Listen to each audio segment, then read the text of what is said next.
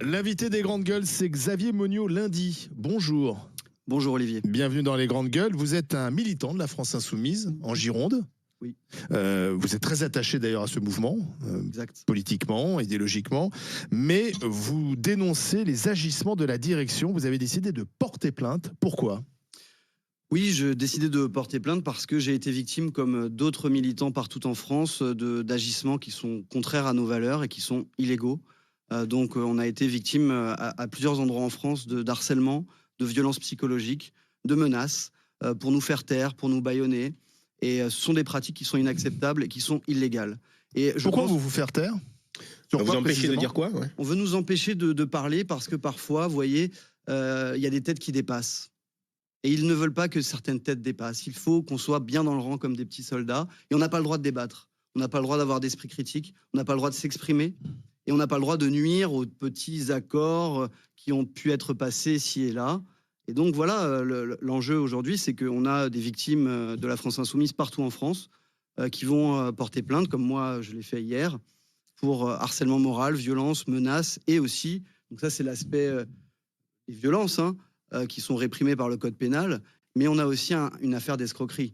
C'est-à-dire ? Eh bien, en fait, là, une révélation fracassante qui a été faite, à laquelle que je ne connaissais pas. J'ai appris très récemment qu'en fait, il y a 2 France Insoumises. Ah ! Juridiquement, il y a 2 associations. Il y a l'association de droit, déclarée en préfecture, qui comporte 3 adhérents, Manuel Bompard, Mathilde Panot, Maxime Charpentier, et qui contrôle tout, en fait, qui contrôle les finances, qui reçoit les subventions publiques, qui donne les candidatures, qui est rattaché à la CNCCFP, la commission de contrôle des comptes de campagne. Et on a l'association de fait, où en fait, c'est une association de fait, donc, où les militants adhèrent à cette association de fait et n'ont aucun droit. Et cette organisation, cette architecture juridique qu'ils ont construite, elle nie l'existence des militants, elle nie les droits civiques des militants. Et c'est extrêmement grave parce que, en fait, les militants ne le savent pas. Les gens se font avoir parce que quand on va sur le site de la France Insoumise, on s'enregistre en pensant qu'on adhère à la France Insoumise, l'association, le parti politique. Et en fait, non, on est trompé. Et c'est un moyen qui a été, à mon avis, donc moi j'ai porté plainte aussi pour ces raisons-là, parce que je pense, j'estime, et on verra, ce sera à la justice de le dire, que c'est une forme d'escroquerie qui est aussi une forme d'abus de confiance et qui constituerait potentiellement un détournement de fonds publics. Ce que vous voulez dire, c'est qu'il existe une association qui, elle, perçoit les dotations de l'État. Oui. Et que quand vous adhérez à la France Insoumise sous une autre association, vous n'avez aucun moyen de contrôle de l'utilisation de ces dotations de l'État. C'est donc tout est opaque en haut sur l'utilisation de ces dotations. Exactement ça. Et en plus, ça nous nie nos droits civiques, c'est-à-dire que normalement, quand on est membre d'une association loi 1901, on a un minimum de droits. Charles Consigny pourra confirmer qu'en tant que membre d'une association loi 1901, on a un minimum de droits et donc ça permet aux militants... C'est-à-dire on peut aussi débattre de la ligne du parti, d'un positionnement, et ça c'est pas possible en fait. Tout est verrouillé ? Ah, tout est verrouillé, tout est verrouillé, et tout est verrouillé à chaque échelon. C'est-à-dire qu'en fait c'est un fonctionnement... a priori un fonctionnement en grappe avec des lieutenants locaux qui bâillonnent, qui menacent, qui violentent. Moi j'en ai été victime, mais d'autres en France en ont été victimes. Et c'est extrêmement grave parce que il y a des gens qui n'ont pas mes ressources dans la mesure où moi j'ai réussi à relever la tête. Je remercie d'ailleurs mes camarades qui m'ont soutenu. Je remercie mes camarades qui m'ont soutenu, Jean-Louis, Jean-Pierre, Christian, Suzy, Julie, etc.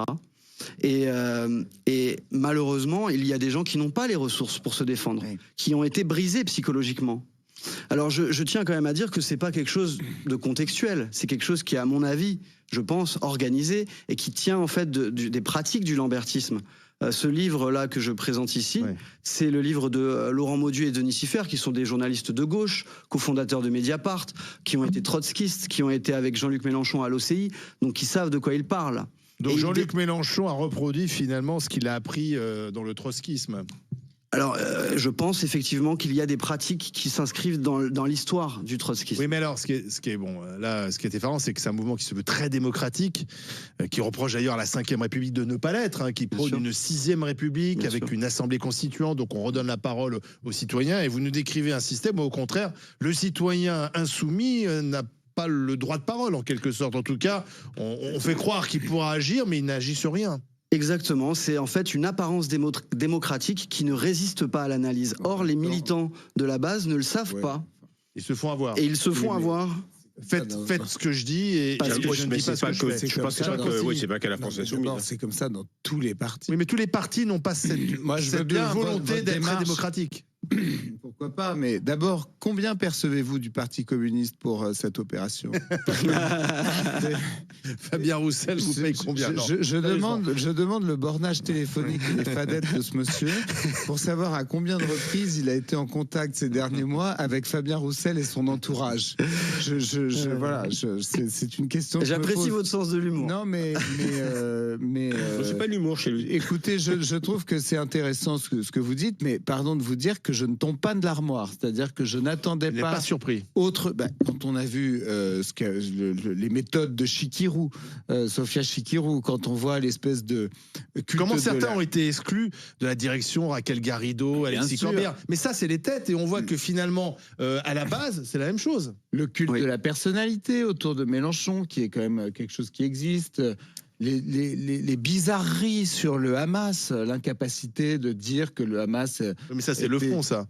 Oui, mais enfin, ça traduit quand même une ambiance particulière. Le fait qu'ils soient tous le doigt sur la couture du pantalon. On n'était pas tous d'accord sur ce sujet-là. Réussir. Oui. Ouais, enfin, est-ce qu'on peut le dire? Eh bien, en fait, c'est justement, c'est très intéressant ce que vous dites, puisque nous, à la France Insoumise, on est des insoumis. Et donc, on applique notamment la phrase de Jean-Luc Mélenchon, si vous êtes insoumis, soyez-le jusqu'au bout.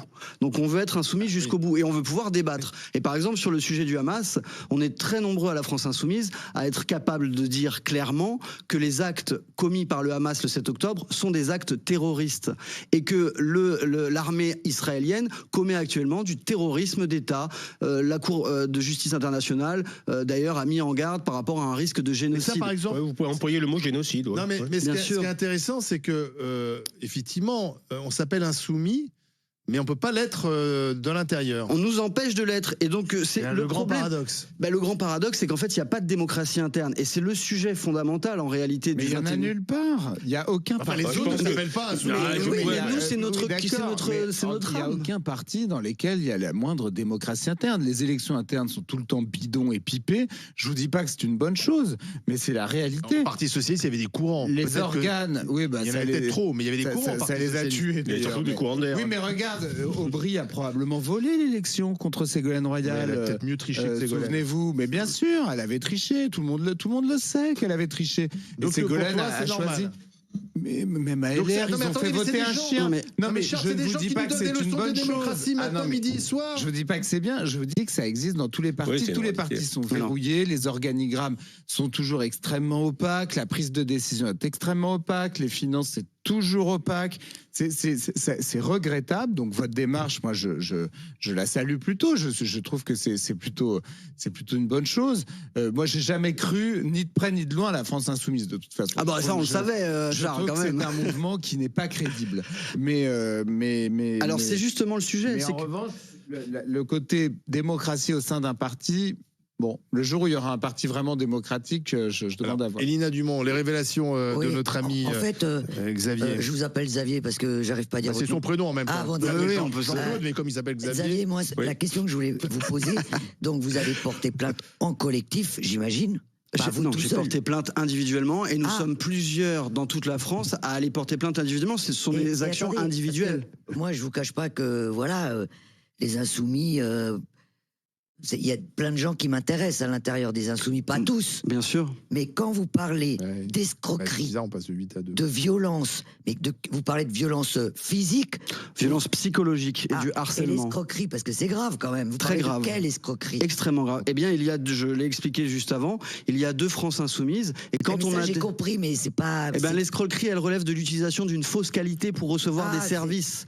C'est-à-dire qu'ils se présentent comme la France Insoumise, association de droit. Ils nous font croire qu'on fait adhérer à cette association. Or, ce n'est pas la réalité. Alors, pour le coup, je rejoins complètement Charles, parce que évidemment, il y a d'autres partis, et je peux vous assurer que là, Charles a raison, c'est partout pareil, quoi. Alors, il y a le haut de la sphère, Et puis après, il y a en bas, vous vous taisez. Quoi. Alors nous, justement, nous, la théorie politique qui en fait fonde notre action, c'est la révolution citoyenne. Oui, et donc c'est la réappropriation du pouvoir politique par la base, par le peuple. Et donc c'est ça notre théorie politique qui fonde toute l'action. Aussi, hein. Alors après, on peut ne pas y croire et nous prendre pour des gens qui sont utopistes, mais nous, on fait comme Jean Jaurès. On vise l'idéal en passant par le réel. Je voudrais savoir, le harcèlement, Xavier, comment il se manifeste? Écoutez, après, je vous ai expliqué, finalement, le harcèlement se manifeste par des pratiques de diffamation, d'accusations humiliantes, répétées, l'objectif étant de faire taire ou de faire fuir. Ah mais donnez un exemple, parce que là, c'est du blabla pour moi, là. Est-ce que vous pouvez me donner un exemple de quoi il vous... Alors moi, par exemple, on m'a accusé de faire mon autopromotion, d'avoir essayé de pirater la chaîne YouTube de la France Insoumise Jean-Jean. Enfin, des accusations complètement dingues. Et donc, le but, c'était vraiment de m'humilier, de me rabaisser, de me diffamer pour que auprès des autres, en fait, je sois discrédité. En fait, on n'aime pas les têtes qui dépassent. Ouais. J'imagine que j'avais été exclu de la France Insoumise. Alors, on ne peut pas être exclu puisqu'on n'est pas membre. D'accord. Donc c'est là tout l'enjeu. Et en fait, on leur fait une prise de judo. Vous avez dû avoir des pressions alors depuis. Je suis sous pression et je me mets en danger en faisant ce que je fais aujourd'hui. Donc il y a des gens que je me mets en danger, j'ai été menacé et je continue. J'ai appelé, menacé. Mais j'ai été menacé, attention à ce qui va t'arriver, tais-toi, etc. Mais je ne me tairai pas. les freins de votre voiture? J'ai pas encore fait ça, mais je pense effectivement que je peux me mettre en danger en faisant ça. Mais vous voyez, je me fais l'écho de la phrase de Jean Jaurès que tout le monde connaît à gauche.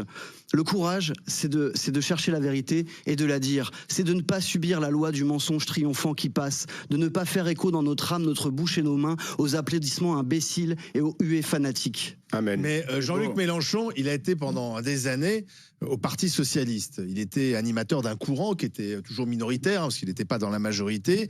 Et lui, il pense s'être fait notamment blouser par François Hollande. Il y a une haine entre Mélenchon et Hollande, enfin surtout de Mélenchon à l'égard d'Hollande, parce qu'il a l'impression que François Hollande, quand il était patron du parti, l'avait complètement blousé. Voilà. On va pas revenir sur l'histoire, les détails, mais bon, c'était lors d'un congrès. Et ensuite, Jean-Luc Mélenchon, il a été au bout de sa logique. Il est sorti du PS, il a créé son propre mouvement. Et visiblement, il veut un mouvement qui soit façonné à son image et qui reprenne exactement ce qu'il pense. C'est ça. Alors, a priori, peut-être que vous avez pas reproduire ce qu'était le Parti socialiste, si j'ai bien compris. Après, il n'y a pas de haine entre les chefs. Je pense que vous analysez la scène politique d'une manière un peu personnelle. De haine, oui, c'est le mot est trop fort. En fait, François Hollande, il a trahi toute la gauche. Il a dit mon ennemi, c'est la finance, et après, il s'est agenouillé devant la finance. Vous l'avez cru quand il a dit ça? Bah moi j'avais 25 ans et 24 ans et oui j'y ai cru bêtement et même Emmanuel Todd y a cru à un moment. Même Emmanuel Todd a dit c'est peut-être le hollandisme révolutionnaire. Vous êtes dur avec Hollande. Franchement, quand on voit la proximité actuelle du successeur de François Hollande avec les 5 personnes les plus riches de notre pays, Hollande était quand même un tout petit peu plus éloigné de ce monde. C'est vrai. Oui, mais c'est lui qui a fait naître, accoucher Emmanuel Macron, dont on sait voilà l'accointance avec le pouvoir financier, avec les milliardaires de ce pays et de ce monde, et finalement le mépris qu'il a pour les travailleurs. C'est ça, nous, qu'on constate. Et c'est pour ça qu'on exècre justement le hollandisme qui a été une trahison totale. Et je reviens sur une chose importante. Si la trahison à gauche a été possible depuis de nombreuses années, c'est parce que justement dans les mouvements politiques, il n'y a pas de démocratie. Car si les dirigeants d'un parti politique sont sous la pression des militants, si la démocratie peut s'exercer par exemple par des référendums d'initiative révocatoire, par la révocation possible des élus ou des dirigeants, je peux vous dire que les dirigeants trahiraient beaucoup moins. Et si en référendum, vous mettez qui à la tête de la France Insoumise? Vous me posez la question à moi personnellement? Ouais. Savoir vous roulez pour qui? Après, moi personnellement, je roule pour personne. Je suis un militant qui est libre, qui est souverain. Mais en fait, on prendrait un autre leader, ce serait la même chose en fait. Que ce soit Ruffin, Panot, Bompard ou un autre, le problème c'est la structure. En fait, il y a un truc fondamental, c'est qu'il y a 2500 ans, les philosophes grecs nous l'ont dit, le pouvoir corrompt et le pouvoir absolu corrompt absolument. Si on met pas des structures, pas de la France Insoumise, en particulier. Mais les structures visent justement à éviter que les hommes. Je pense vraiment que vous êtes mandaté par le PC. Non, pas du tout, malheureusement. Vous vous rapprochez pas de François Ruffin, par exemple? Mais François Ruffin est dans la France Insoumise et je suis dans la France Insoumise. Il laisse, on l'aide vraiment. Il a son existence propre, François Ruffin. Il ne suit pas la direction. Voilà. Il arrive d'ailleurs à exister, François Ruffin, sans reprendre tout ce que dit Mélenchon, en faisant des pas de côté. Parfois, il dit des choses qui sont contraires à la ligne du parti. Alors peut-être qu'il est protégé par sa popularité, sa notoriété. C'est ça. Voilà, c'est peut-être la différence avec le militant de base. Le militant de base que je suis peut se faire écraser sans vergogne. Ce qu'il ne savait pas, c'est qu'il y a des militants de base qui ont la tête dure. Vous êtes nombreux. Et on est nombreux à commencer à vous dire, à vous rebeller, à dire stop, ça suffit. On est très nombreux.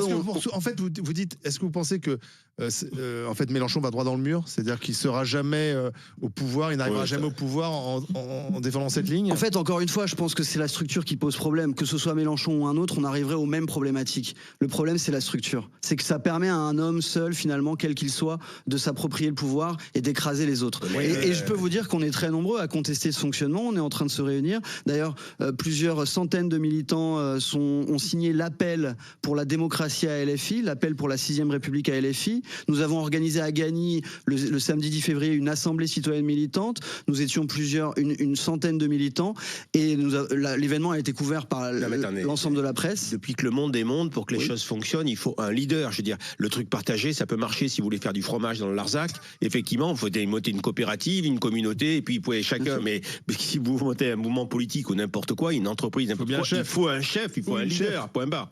Mais alors ça, qui à un moment donné besoin de quelqu'un pour trancher quand il y a une décision à prendre et qu'il y a une ambiguïté. Dans les institutions de la 5e République, on vote pour un président ou une présidente. Alors nous, on est pour la collectif. Oui, mais nous, on est pour la 6e République, justement. Il faut jouer avec les rêles du jeu. On pense que cette 5e République, justement, c'est à l'image de un peu LFI actuelle, c'est-à-dire que on a un monarque qui un peu contrôle tout, et on voit les dérives que ça occasionne dans la France. Même s'il y a 18e République, il y aura un monarque. Un monarque, je sais pas, mais je pense que après c'est notre vision des choses, on peut se tromper, mais on pense qu'il peut y avoir effectivement des leaders politiques, mais on pense que les leaders politiques doivent être quand même sous contrôle. Alors justement, on va continuer à en débattre avec vous. Il y a peut-être des militants de la France Insoumise, des électeurs de la France Insoumise qui vous écoutent, qui sont d'accord, pas d'accord. Jean-Luc Mélenchon peut réagir. Jean-Luc Mélenchon peut bien sûr nous appeler au 32-16 s'il nous écoute. À tout de suite sur RMC Story.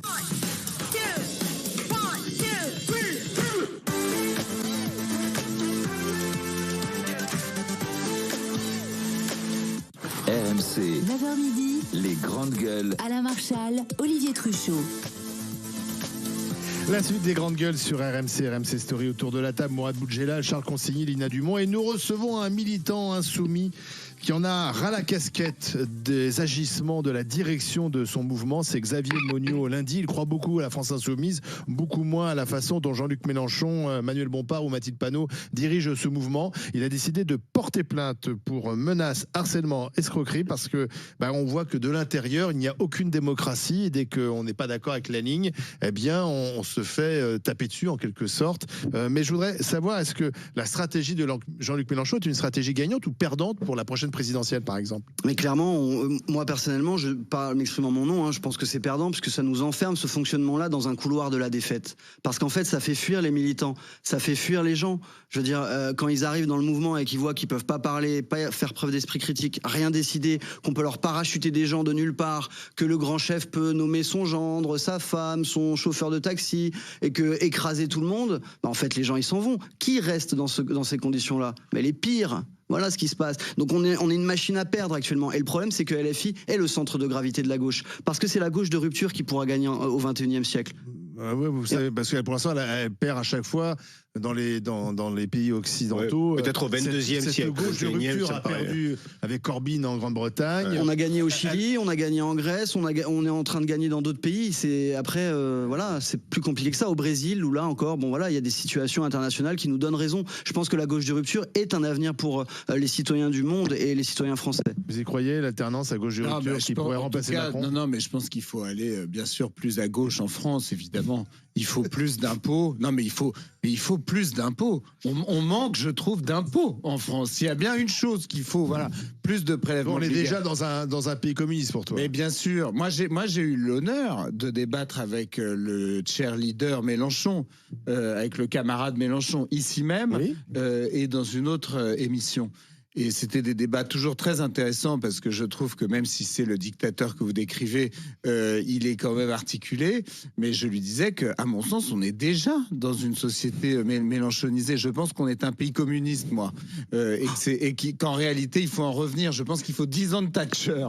Donc c'est une vision très différente de la vôtre. Néanmoins, sur le plan électoral, je ne pense pas qu'il faille... On peut l'écarter, à mon avis, à 90%, la victoire des Insoumis. Mais je pense, par exemple, que si c'est finalement... d'abord que Mélenchon, on a encore sous le pied, mais que surtout, si c'est Ruffin le candidat, à mon sens, il peut percuter, avoir un écho Ruffin peut faire mal, avec quelque chose qui est très fort dans le pays, avec un besoin de justice. Parce que la réalité, quand même, c'est que même si on est un pays soviétique, je pense que sous Macron, il y a eu beaucoup d'injustices, ne serait-ce que dans les symboles. Il y a eu en tout cas aucune avancée sociale, ça c'est certain. Et la France, les Français sont un peuple assoiffé de justice, et donc il peut y avoir un retour de balance. Moi, je ne par exemple, dans un second tour, Le Pen, Mélenchon, je pense que je choisirais mon billet d'avion, quoi, soit en charter, soit en business. Voilà. Mais une chose est sûre, c'est que je pourrais voter pour Ruffin dans un second tour. Parce que je trouve qu'il est. Alors, je suis pas d'accord avec tout ce qu'il dit, mais il a une démarche intellectuelle honnête. Il est sincère. Il a une vraie sincérité. Et c'est un démocrate. Bon, on a réussi à lui faire dire pour qui il allait voter. Juste une petite quand même réponse sur le côté la France est soviétique. Il faut quand même dire qu'entre 2009 et 2021, la fortune les 500 premières fortunes de France ont vu leur fortune s'accroître de 450%. Le problème, c'est pas le taux de prélèvement obligatoire, à mon avis, qui est similaire au Danemark, en Suède ou en Finlande. Vous voyez, des pays qui sont pas des pays communistes. Je pense que le problème, c'est que les petits aujourd'hui payent gros et les gros payent petits. Mais les gros, ils peuvent partir. Alors que normalement, dans un pays à peu près correctement géré, les gros payent gros, les petits payent petits. Aujourd'hui, plus on est riche et moins on paye d'impôts. Mélenchon avait dit une connerie absolue. Je crois à une époque, il avait dit au-dessus de 4000, je prends tout. Mais au-dessus de 4000, j'arrête de bosser. Voilà, ça aussi, tu ne prendras rien du tout. C'est aussi simple que ça. Et le pays, il est paralysé. Elina Dumont. Tout à l'heure. On est sur la même ligne politique avec moi. Mais du coup, vous allez voter Ruffin alors. On n'a que des ruffinistes. Alors, Elina Dumont, taisez-vous. Elina Dumont. Je veux dire, tout à l'heure, vous me disiez hors antenne. Attends, j'avais pas fini. Tais-toi, Charles. Que le PS d'aujourd'hui, celui de Madame Hidalgo, c'est vrai que c'est un PS de droite. Alors là, si on parle de Hidalgo, vous n'avez pas l'impression que Monsieur Mélenchon, c'est exactement la même chose. Et j'avais autre chose à vous poser comme question. Dans les couloirs de l'Assemblée, où je vais régulièrement pour auditionner contre, on va dire, l'exclusion, la pauvreté, etc., il se dit que Madame Panot, que Bompard, enfin tous les autres, ils rêvent de se débarrasser de Monsieur Mélenchon. Est-ce vrai? Alors là, je ne suis pas dans les confidences des couloirs de l'Assemblée nationale. Vous devez le savoir quand même, si moi j'en ai entendu parler. Moi, je ne suis pas dans les confidences, je ne peux pas vous dire ça, affirmer ça. En fait, si je vous réponds, ce serait vous dire soit une bêtise, ou soit vous mentir. Nicolas est avec nous, 32-16. C'est un partisan de la France insoumise. Il n'est pas d'accord avec ce que nous dit Xavier Monniot lundi. Bonjour Nicolas. Bonjour camarade. Bonjour les grandes gueules. Vous nous appelez du nord de la France, à Séclin précisément. Pourquoi ça vous agace les propos tenus par notre invité? Ça m'agace parce que je trouve que pourquoi faire ça? Surtout maintenant, c'est quoi l'enjeu? J'ai bien compris, j'ai écouté ce que raconte Xavier, mais est-ce qu'il trouve pas que c'est déjà suffisant là le Mélenchon bashing, la France insoumise bashing, où ils s'en prennent plein la tête toute la journée? Moi j'écoute entre CNews, entre BFM, même chez vous, je vais dire, mais alors chez Hanouna, on n'en parlons même pas. Et qu'est-ce qui vient? Enfin, je veux dire, c'est quoi l'intérêt là? Je comprends pas. Je sais pas. Franchement, quel est l'intérêt de faire ça? Si t'as un problème, tu le règles en interne. Et si vraiment t'es pas content, comme le disait Charles Consigny, écoute, c'est bizarre qu'on soit défendu même par des mecs de droite, mais bon, va chez les communistes ou va ailleurs. Enfin, je sais pas. Alors, réponse, Xavier. Écoute, je pense que c'est une chose très simple, c'est que sur le fond, on a essayé de s'adresser à la direction pendant plusieurs mois. On a été avec dédain, ils nous ont répondu avec dédain, avec mépris.